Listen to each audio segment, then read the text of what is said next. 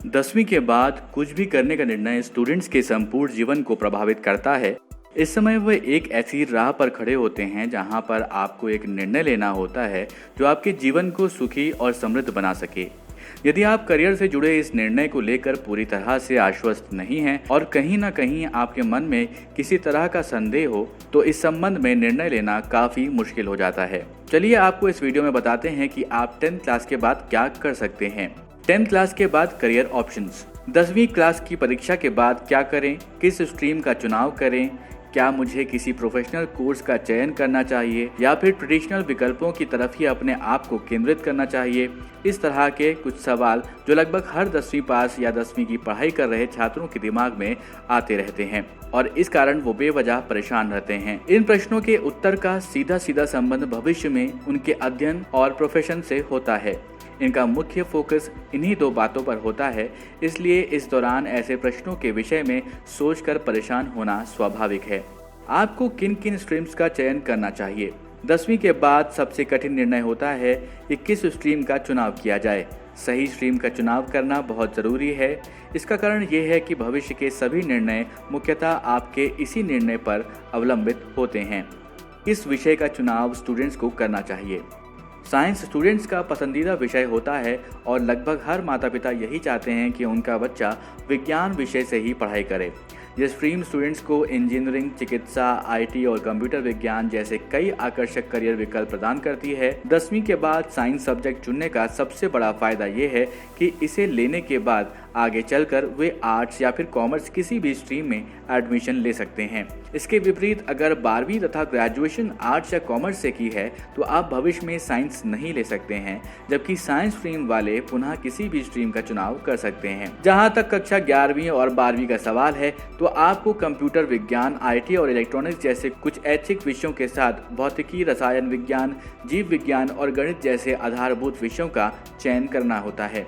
इसके अतिरिक्त स्टूडेंट्स द्वारा चुने गए इंस्ट्रक्शंस की भाषा के आधार पर उन्हें एक अनिवार्य भाषा का भी चुनाव करना होता है। साथ ही क्लास में थ्योरी की पढ़ाई के अतिरिक्त लेबोरेटरी में प्रैक्टिकल भी करना होगा।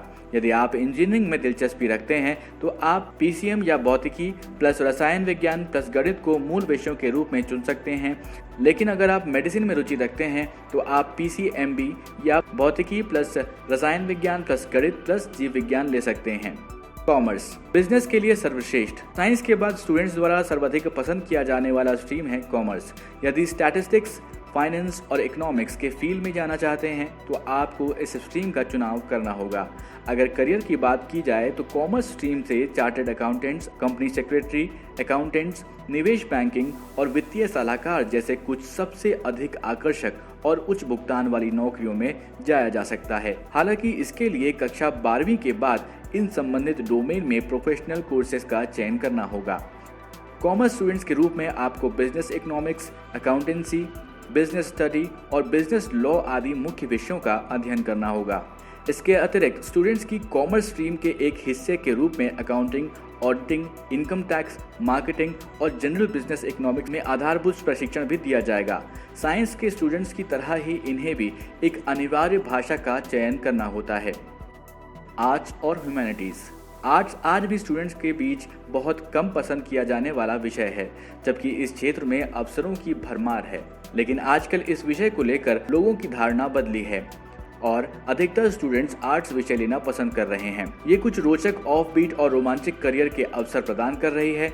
आजकल आर्ट्स स्टूडेंट्स के पास अन्य स्ट्रीम की भांति ही आकर्षक और संतोषजनक करियर विकल्प मौजूद हैं। एक आर्ट्स का student journalism, literature, social work, education और कई अन्य करियर विकल्पों का चयन कर सकता है।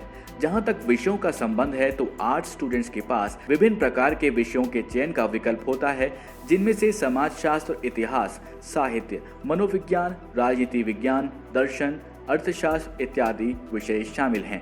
इन्हें भी एक अनिवार्य भाषा विकल्प का चयन करना पड़ता है।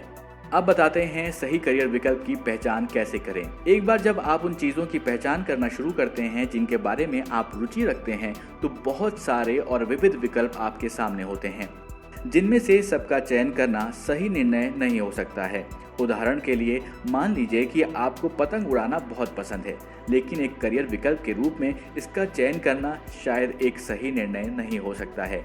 इसलिए आपको यह पहचानने की आवश्यकता है कि आपके कौन से इंटरेस्ट क्षेत्र आपको अच्छे अवसर प्रदान कर सकते हैं, जिसमें आप एक स्थायी करियर बना सकते हैं। इसके लिए आप प्रोफेशनल करियर काउंसलर की मदद ले सकते हैं। वो आपको अपने कौशल का विश्लेषण करने में मदद कर सकते हैं और सही करियर विकल्प चुनने में आपकी सहायता कर सकते हैं। अगर ये जानकारी आपको पसंद आई हो तो इस वीडियो को लाइक करें, शेयर करें और देखते रहें जागरणजोश.com।